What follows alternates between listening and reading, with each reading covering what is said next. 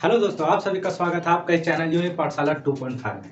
जैसा कि आप सबका डिमांड था कि एडवांस को सबसे पहले क्लियर किया जाए, तो आज एडवांस का ही चैप्टर मेंसुरेशन लेकर आया हूं आप लोगों के सामने। मेंसुरेशन का मतलब होता है क्षेत्र मीति, यानी किसी भी शेप का लंबाई, चौड़ाई, उसका क्षेत्रफल, आयतन, ये सब इसमें निकाला जाता है। ठीक है, मेंसुरेशन में, यानी मेंसुरेशन का मतलब हो गया मेजरमेंट। ठीक, तो फिगर देखते हैं हम लोग। शेप दो प्रकार का होता है, एक 3D में भी होता है, एक 2D में भी होता है। यानी एक 2D 2 डायमेंशनल, एक 3D 3 डायमेंशनल। अब ये 2 डायमेंशनल और 3D यानी 3 डायमेंशनल होता क्या है, इसके बारे में जानते हैं। ठीक है, जिसका लंबाई और चौड़ाई हो, क्या हो, लंबाई और चौड़ाई हो, ऊंचाई ना हो, उसे 2 डायमेंशनल कहते हैं। जिसमें ऊंचाई आ जाए उसको 3 डायमेंशनल कहते हैं। जैसे कि हो गया आयत, वर्ग हो गया। ठीक है, तो ये सब 2 डायमेंशनल हो गया। ठीक, सर्कल हो गया यानी वृत्त, और 3 डायमेंशनल में हो गया गोला, घन, घनाभ। ठीक है, तो 2 डायमेंशनल, जिसका 2 डायमेंशनल हो यानी लंबाई हो और चौड़ाई हो, जैसे कि आयत, वर्ग, गोला। ठीक है, ये 2 डायमेंशनल हो गया। और 3 डायमेंशनल में हो गया, आयत से क्या बनता है, घनाभ, वर्ग से बनता है घन, और गोला से वृत्त से बनता है गोला। ठीक है, तो ये सब 3 डायमेंशनल हो गया। बेलन भी हो गया, शंकु भी हो गया। ठीक है, तो 2 डायमेंशनल और 3 डायमेंशनल समझ में आ गया। आगे देखते हैं। ठीक है, तो 2 डायमेंशनल का परिमाप निकलता है, परिधि निकलता है, और इसका क्षेत्रफल निकलता है, आयतन नहीं निकलता। आयतन निकालने के लिए हाइट का जरूरी होता है। ठीक है, 3 डायमेंशनल में क्षेत्रफल निकलता है और आयतन निकलता है। ठीक है, यहां तक समझ में आया। अब ये परिमाप होता क्या है, किसे कहते हैं, वो जानना जरूरी है। क्षेत्रफल होता क्या है, आयतन होता क्या है। ठीक है, तो सबसे पहले सर्कल लेते हैं। ठीक है, सर्कल के ये चारों ओर की जो दूरी है, इसे परिमाप कहते हैं। ठीक है, ये आयत है, आयत का ये चारों की लंबाई सबको जोड़ देंगे, यानी किनारे किनारे से एक पॉइंट लेते हैं, यहां से यहां गया, यहां से यहां, यहां से यहां, और वापस यहां आया, तो इसे क्या कहते हैं, परिमाप। ठीक है, परिमाप समझ में आ गया। आगे देखते हैं। क्षेत्रफल किसे कहते हैं, ये वृत्त है, ये वर्ग है, ये आयत है। ठीक, क्षेत्र को घेरा गया, जो क्षेत्र है इसमें घिराता है, उसे ही क्षेत्रफल कहते हैं। यानी ये क्षेत्र, ये वृत्त के कारण घिरा गया, तो इसे क्षेत्रफल कहेंगे। ये और ये क्या कहेंगे, इसे क्षेत्रफल। क्षेत्रफल, क्षेत्रफल। ठीक है, आगे देखते हैं आयतन किसे कहते हैं। जैसा कि आप लोगों को अभी हम बता चुके हैं कि 3 डायमेंशनल में आयतन ही निकलता है। ठीक है, तो 3 डायमेंशनल का कोई शेप लेते हैं। चलिए, क्या कौन सा शेप ले, जो आप हमेशा यूज करते हैं, बाल्टी। ठीक है, बाल्टी का ही शेप ले लेते हैं। ठीक है, इसके अंदर में, बाल्टी के अंदर में जितना एरिया कवर हुआ, इसी को आयतन कहेंगे। ठीक है, जैसे कि और एग्जांपल ले लेते हैं, आयतन किसे कहेंगे, एक शंकु लिए। ठीक है, शंकु के अंदर में मान लेते हैं, शंकु को उलट के पानी रख देते हैं, तो उसके अंदर में जितना एरिया घिर गया, उसी को आयतन कहेंगे।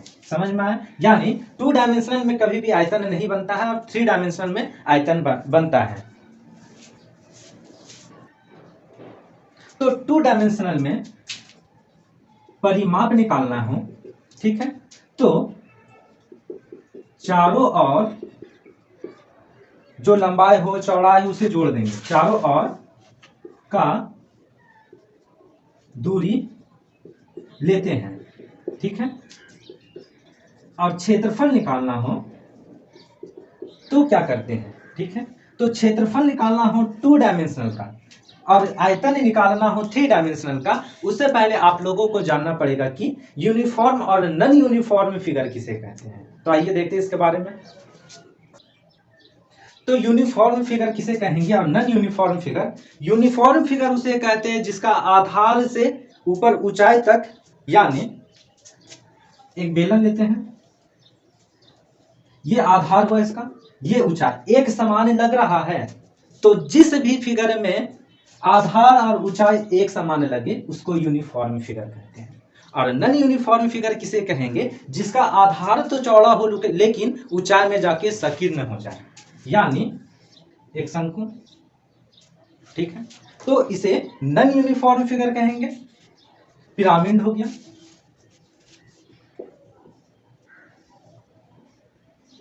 ठीक है, इसे नॉन यूनिफॉर्म फिगर कहेंगे। तो यहां तक समझ में आया। अब हम लोग देखेंगे कि यूनिफॉर्म फिगर का आयतन और क्षेत्रफल कैसे निकलता है और नॉन यूनिफॉर्म फिगर का आयतन और क्षेत्रफल कैसे निकलता है। यूनिफॉर्म फिगर का क्षेत्रफल निकालना हो तो आधार का परिमाप में हाइट को गुना कर लेंगे, ठीक है। यूनिफॉर्म फिगर यदि निकालना हो तो आधार का परिमाप में हाइट को गुना कर लेंगे, और आयतन निकालना हो तो आधार का क्षेत्रफल में हाइट को गुना कर लेंगे, ठीक है।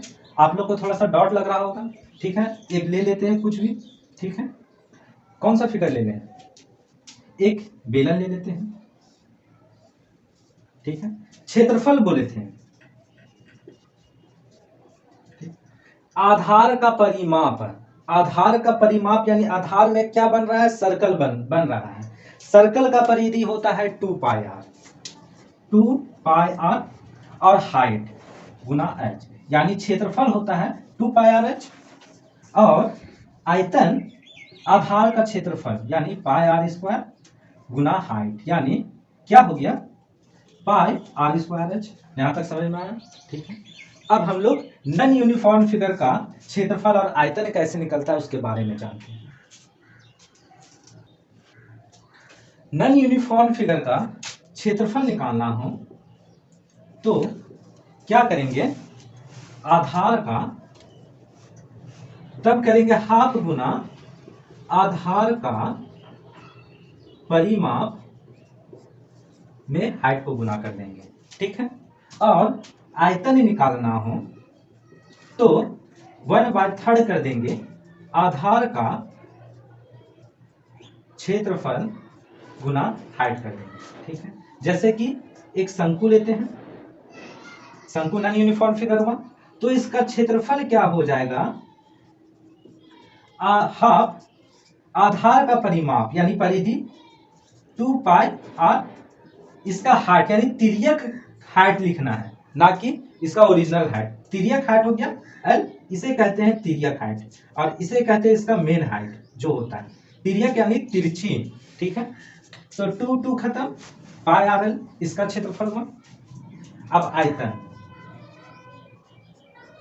1/3 आधार का क्षेत्रफल यानी पाई आर स्क्वायर गुना हाइट यानी एच, यानी पाई आर स्क्वायर एच बाय 3 इसका आयतन होगा।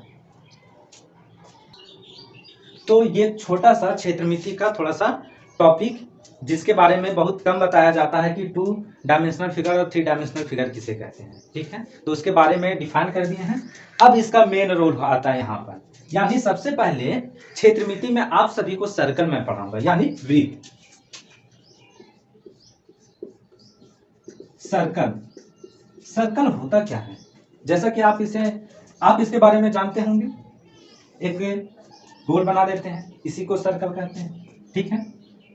एक इसका सेंटर होता है, सेंटर से इसे रेडियस कहते हैं, इतना तो आप जानते होंगे।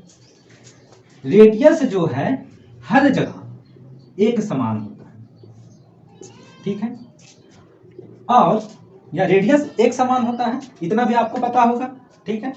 अब इसका मेन मुद्दा आता है, ये सर्कल है, ठीक है। सर्कल का ये किनारे वाला या परिमाप कहेंगे या इसे परिधि कहेंगे, परिधि, ठीक है। इसका क्षेत्रफल जो होता है जो जितना भाग ये घेरेगा इसी को क्षेत्रफल कहेंगे। ठीक, परिधि इसका होता है 2 पाई r। ठीक है, क्षेत्रफल होता है पाई r स्क्वायर।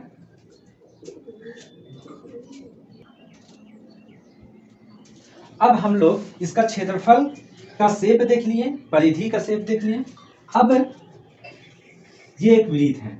ठीक है, वृत्त के दोनों परिधि, एक परिधि पर कहीं दो बिंदु है, उसको यदि मिला दें, इसको जीवा कहते हैं। ठीक है, जीवा सेंटर से जितना भी दूर जाएगा, ठीक है, उतना छोटा होते चला जाएगा। यानी सबसे बड़ा जीवा इसके सेंटर से होकर गुजरेगा। ये है सबसे बड़ा जीवा। ठीक है, तो वृत्त का सबसे बड़ा जीवा ही उसका व्यास कहलाता है। ठीक है, यानी ये क्या हो गया, व्यास हो गया। रेडियस का दुगुना है। ठीक है, यानी d = 2 गुना r हो गया। जीवा किसे कहते हैं, इसे जीवा कहते हैं। इसे क्या कहते हैं, एक जीवा के द्वारा परिधि पर काटने के बाद, यानी परिधि पर दो बिंदु है वहां से खींच दिए तो जीवा कहलाया। और ये जो लाइन है परिधि पर, इसको क्या कहेंगे, इसको चाप कहेंगे। यहां तक कोई दिक्कत?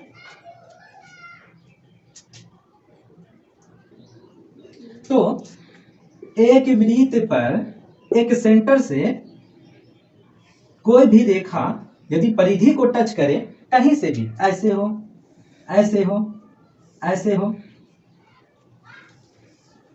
ठीक है, तो इसे क्या कहेंगे, व्यास ही कहेंगे। यहां तक कोई दिक्कत? यानी एक वृत्त पर जो जीवा के द्वारा काटा गया एरिया है उसे खंड कहेंगे। यानी एक वृत्त को काट दिया एक जीवा से, इसे खंड कहेंगे। ये छोटे वाला भाग को लघु वृत्त खंड कहेंगे। यानी वृत्त का छोटा खंड, छोटा टुकड़ा। और ये बड़ा जो है इसे दीर्घ वृत्त खंड कहेंगे। ठीक है, तो लघु वृत्त खंड समझ में आ गया, दीर्घ वृत्त खंड समझ में आ गया। एक वृत्त है, ठीक है, इसका सेंटर पॉइंट है, ये एक जीवा है। ठीक, यहां से यहां मिला देते हैं रेडियस, यहां से यहां रेडियस। यानी ये जो टुकड़ा बना, ये जो टुकड़ा बना, इसे क्या कहेंगे, त्रिज्या के द्वारा काटा गया खंड। यानी इसे क्या कहेंगे, त्रिज्या खंड कहेंगे। तो त्रिज्या खंड को निकालना हो तो ये मेरा एक थीटा एंगल है। ठीक है, ये आर है, तो थीटा बटा 360 पाई आर स्क्वायर। और इसी में ये जो क्षेत्र है इसे क्या कहते हैं, चाप कहते हैं, आर्क कहते हैं इंग्लिश में। यानी चाप बराबर हो जाएगा थीटा बटा 360 2 पाई आर। तो ये वृत्त लग रहा है, ये सेंटर है, इसी सेंटर से इसके अंदर समकेंद्रीय वृत्त खींचा गया है। ठीक है, तो यदि इसकी चौड़ाई पूछें, यहां से यहां की चौड़ाई, ठीक है, तो इसे हम बड़ा आर मान लेते हैं, इसे हम छोटा आर मान लेते हैं। तो बड़ा आर में छोटा आर को घटाएंगे तो ये जो चौड़ाई है, ये जो चौड़ाई है यहाँ पे, इसका एक नाम देते हैं AO। यानी AO = बड़ा आर में से छोटा आर होगा। जैसे कि एक चक्का, ठीक है, चक्का का शेप ऐसे होता है तो बोल देगा कि चक्का का मोटाई कितना है, तो यही मोटाई है। इसी को पता करने के लिए इस फार्मूला का यूज किया जाता है। तो ये हमारा आज वृत्त का थ्योरी हुआ है। तो वृत्त के थ्योरी से बहुत सारे क्वेश्चन बनते हैं। जैसे कि एक वृत्त है, ठीक है, जो चक्का है, मान लेते हैं एक चक्का है, वो वृत्त के समान होता है। यदि वो एक बार मूव करे, यानी एक चक्कर लगाए, तो वो अपना एक परिधि को पूरा करता है। यानी एक चक्कर कोई वृत्त लगाए तो वह अपना एक परिधि को पूरा करता है, अपना परिधि के समान दूरी को पूरा करता है। तो ये थ्योरी व इसके आधारित हम लोग कल क्वेश्चन इस पर ले आएंगे। तो आपको बहुत अच्छी तरह से वृत्त को समझना पड़ेगा। इसीलिए सबसे पहले इस पर कॉन्सेप्ट दिया जाता है कि आप पहले इसको समझें, इसके यानी इस पर अब क्वेश्चन बनाने में आपको दिक्कत नहीं होगा, वो हम लोग कल देख लेंगे। ठीक है, धन्यवाद।